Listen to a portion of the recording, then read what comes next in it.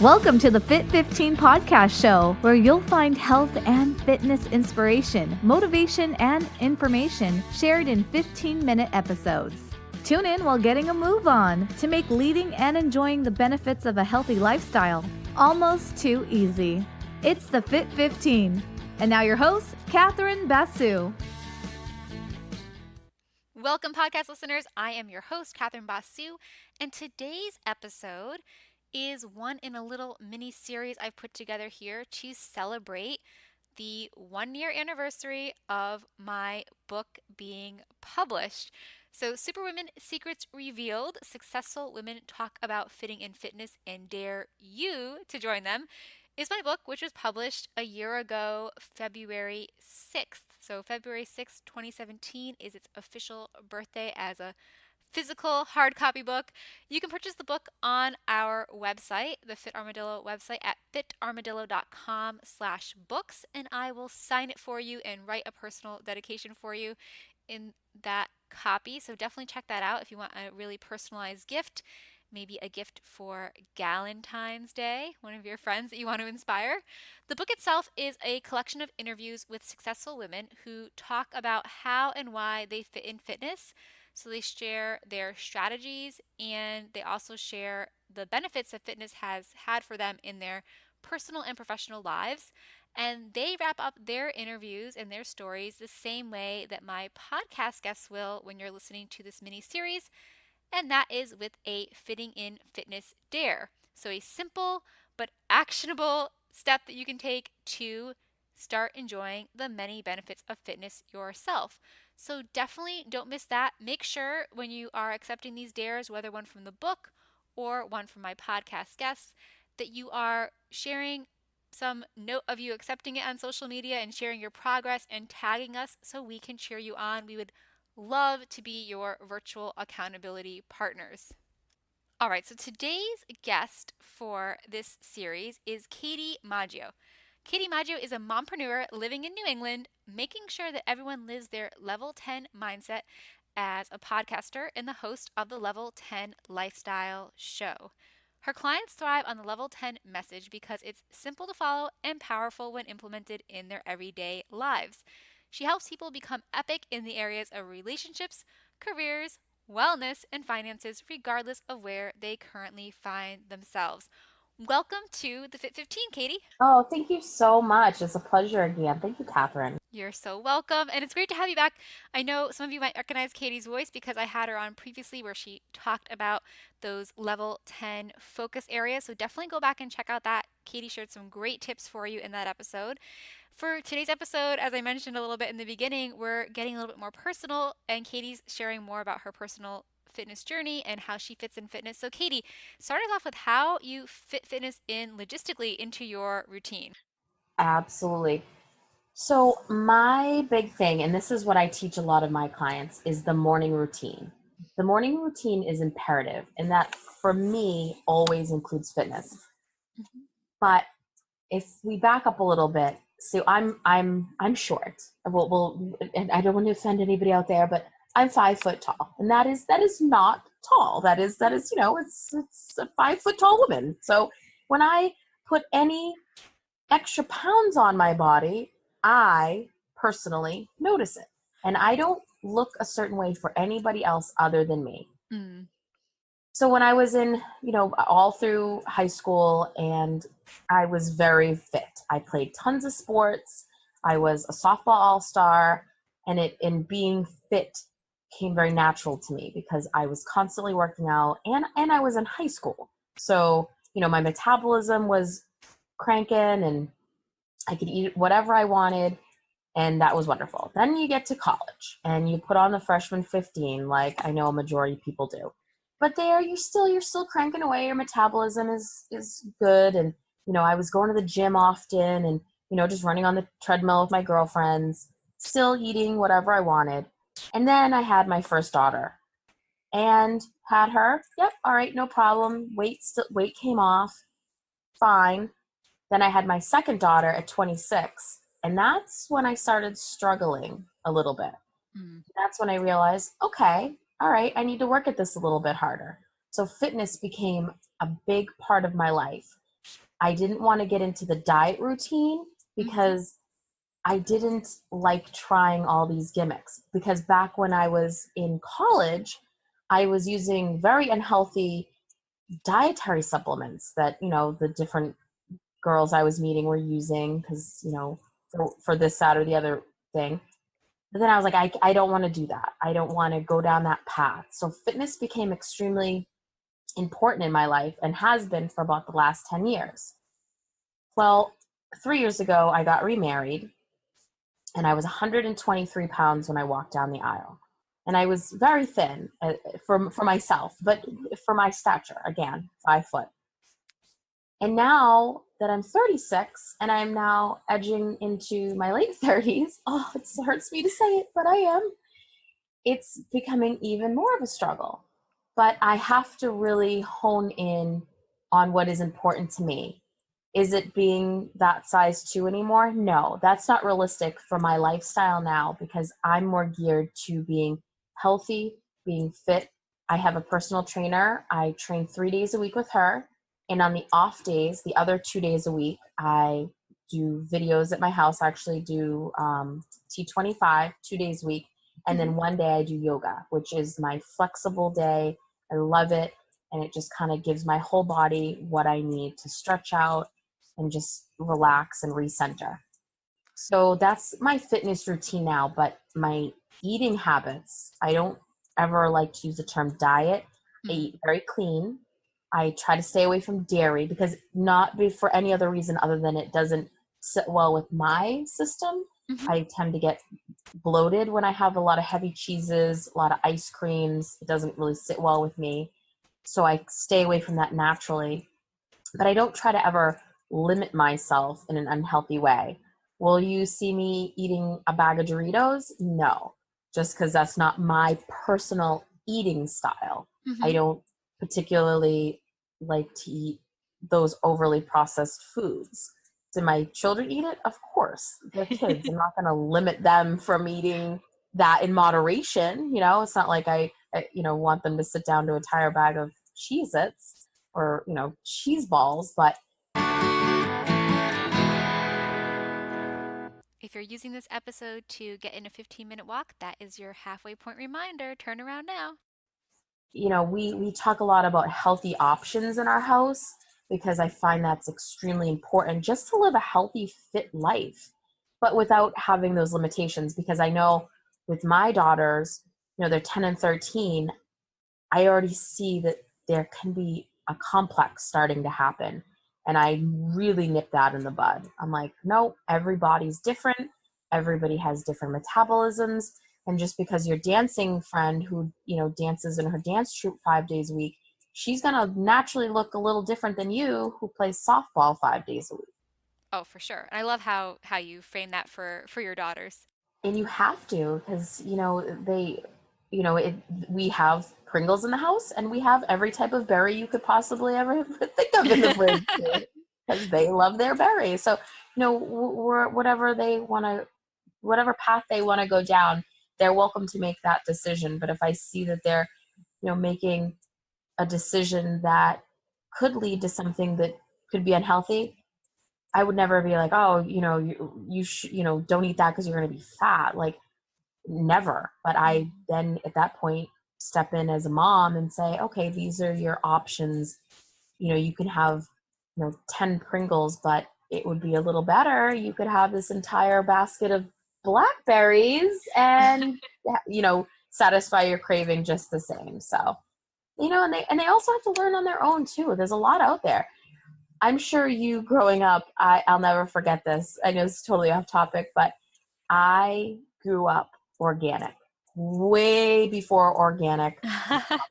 It was horrific. I don't use the word hate, but at the time I hated my parents. That kid hate. Yep. It was awful. There was only one store that we had to drive 45 minutes to. Everything tasted like cardboard. And oh no. my best friend, her mom worked for M&M and Mars, so she always had the most amazing snacks in her lunch. She had Little Debbie, she had M&Ms, she had everything, and I'd always her mom actually started sending extra things in my friend's lunch because I was always taking her stuff.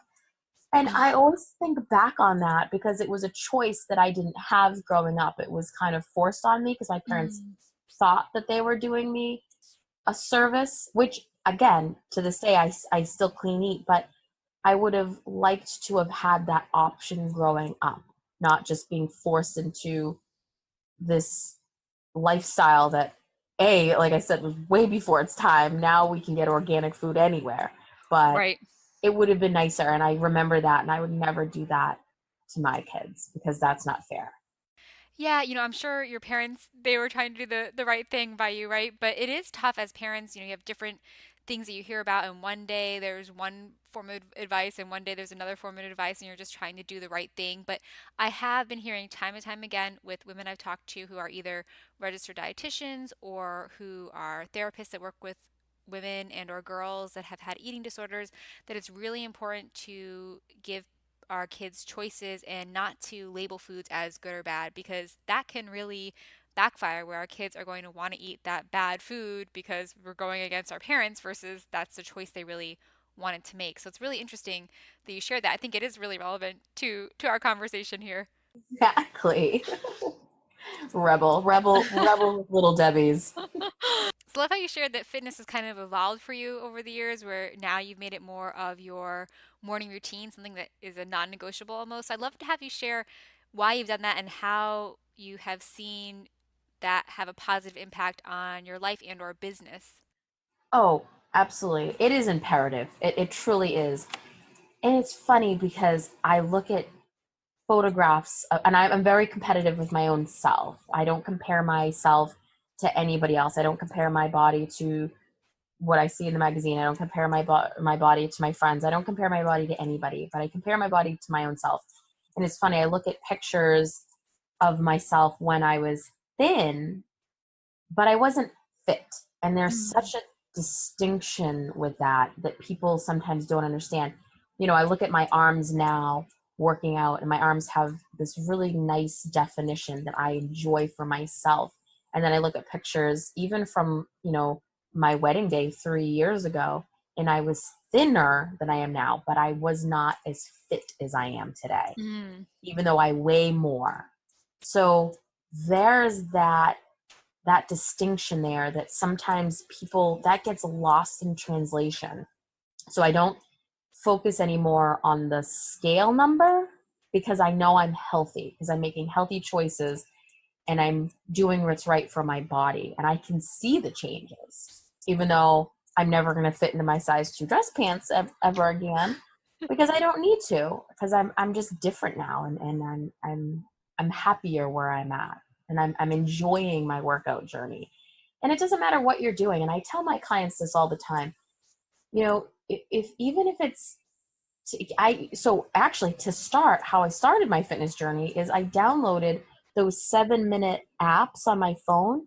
So I'd wake up, and even if I had 7 or 14 minutes, I would get up 7 or 15 minutes early, lay my yoga mat out real quick, and do 7-minute arms or 7-minute abs or 7-minute butt or 7-minute cardio. And then 7 minutes later or 14 minutes later, I worked out and I did something. And from there, it grew like, all right, I can do this. And then I got a personal trainer, and then I got a nutritionist, and it just snowballed from there. But it's starting small, and it's starting with those initial choices that makes all the difference. I love that. And I know you mentioned that you said that you have that kind of that 6-day a week routine. Do you ever miss a day? Like, can you talk to us about that? How it feels if you miss a day, and then what do you do to get back on track? Well, great question. So that was me actually last week. I'm not gonna pretend to like the cold weather. I know people say to me all the time, living in New England is not the best suited place for me, but I try to have a smile every day on my face about it. Yay, winter! But there are absolute days when outside influences get me down naturally, just because I don't, if it's snowing out in the morning and I can't leave to actually go to the gym, but then I'm not motivated to actually, I want to spend those extra 25 minutes in my warm bed before the kids get up, because on the mornings I do T25 at home.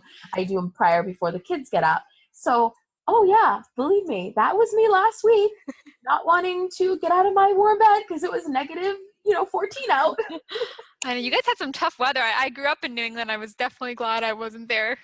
So This winter has been brutal, and it's only the mid-January. oh. So, but what I have to remind myself. So this morning I got back to the gym. We did our great workout, and I left it, and I felt like $1,000,000. Mm. But I was talking to my trainer about that, and her and I had this exact conversation, and she said, Katie, it's okay. She's like, it's just a small blip in time, because I was getting down on myself, I should have got up earlier and I was regretting it. And she said, you can't do that. We only regret what we don't do in life, but guess what? If we don't do it, that's okay too. You just got to get up, dust yourself off a day at a time. Tomorrow's a new day. Make the effort for tomorrow. And if you make the choice to stay snugly in your bed, so be it. No, I like that. Yeah. One day is not going to ruin everything for sure. Exactly. So that's my little admission of no. I was like a level 4 then, not a level 10. I mean, we all have those. I think it's important, and I appreciate you sharing that, because I find a lot of people, well, often that's kind of what derails people, is they miss one day and then they overthink it, and it becomes a week and then a month and then a year. But if you can have that mindset of, it's just one day, and the next day start over, or even the next week start over if it's been a tough week, it's good to have that perspective. Absolutely. You just start again. Just do it, and it starts small. Always start small. So yeah, download that little app. I was gonna ask you if you had any advice for women who feel too busy to make fitness part of their lives, and maybe we've already touched on that with the app and just those small things. But do you have any other insights or practical tips for people that just say they're too busy? It's all in your schedule. So if this is something that you absolutely want, so all right, you tell me, I want to run a 5K. Okay. Well, then we're going to put into your schedule that you're going to start running Monday, Wednesday, Friday. And we're going to put in a very obtainable time on your calendar. And you're going to make that your utmost priority. Nothing is going to come before that. So if you have to pick up the kids at school at 2:00, or you have to get them off the bus at 2:00 or 2:30, whatever time, guess what? From 12:30 to 1:00, that's going to be your running time, and you're not going to miss it. That is your utmost important thing. You have to make things a priority. In the schedule, of course, there's going to be things that are going to fluctuate in your day, but things are going to happen. But you can't have your girlfriend call you up and say, hey, you want to come over for a glass of wine, when it's your running time, because that is what's important to you. So that's what I tell people all the time. It's your schedule and making what is the most important your priority for what you've put in your schedule. Love it. So time for our dare now, in the style of my book, where we have Superwomen Secrets Revealed and then the action step, the fitting and fitness dare. Katie, what would you dare our listeners today to do, a small but actionable step that they can do to start fitting and fitness and enjoying those benefits as soon as today? Oh, I would definitely dare them to fit in fitness right into their schedule. I dare you. You put it right into your calendar. That's it. You put it right in. No, definitely schedule in the fitness, and also maybe do an eating challenge. Maybe something, if you're looking to lose a couple pounds, say you're a soda drinker, switch out the soda to seltzer water. If you're used to eating chips, start eating rice cakes with peanut butter. Things, making small tweaks to your everyday life that will be a positive change, and eventually you're going to see results, because you're going to make it now your lifestyle. It's not, and then it just becomes, it's like a muscle. It just starts building and starts working subconsciously, and you don't even think about it. So rather than reaching for that diet soda, you're going to reach for a seltzer water. and you're already making that choice that's healthier.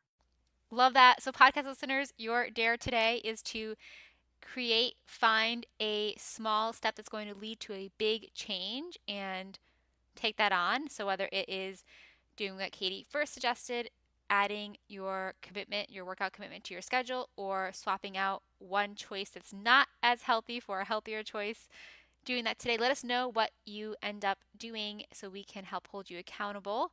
You can tag us on social media. Katie, I'd love to know if you have a mantra or a quote that you live by that might inspire our listeners in fitness or just in life in general. Oh, yes. Today is a limited edition. It's only good for 24 hours. Get it while it lasts. I love that. A limited edition. That's awesome. Yep, every day is limited edition. We have only 24 hours in a day, and I make sure that I live each hour to its fullest as often as I can when I'm not sleeping. So I mean, sleep is still important, right? So it's okay. oh gosh, yeah, sleep is very important. So outside the sleeping hours, making every other hour count the best you can for what's important to you in life. And that's another thing. I know, people, love their TV, or they love the different vices that they have, which, folks need that. But, if you want something bad enough, rather than binge watching that Netflix, don't do it. Do something else that's going to, help you contribute to the goals that you have. And just making those small choices makes all the difference. I love that. And before we close out here and we get all your links and everything for everyone, any added inspiration, fitness related or not, that you want to share with everyone?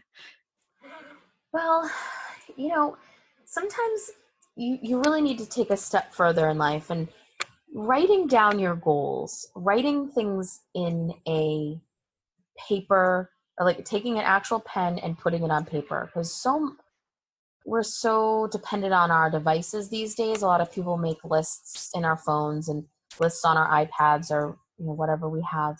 But if you actually get a notebook and a pen and you write everything down, and then you start crossing things off as you're accomplishing them, you feel such a bigger sense of accomplishment, and you can actually visually see what you're accomplishing. And even if you have a list of 10 goals or 10 things, crossing them off one by one by one by one, by the time you get to the end, you've done it and you've accomplished so much.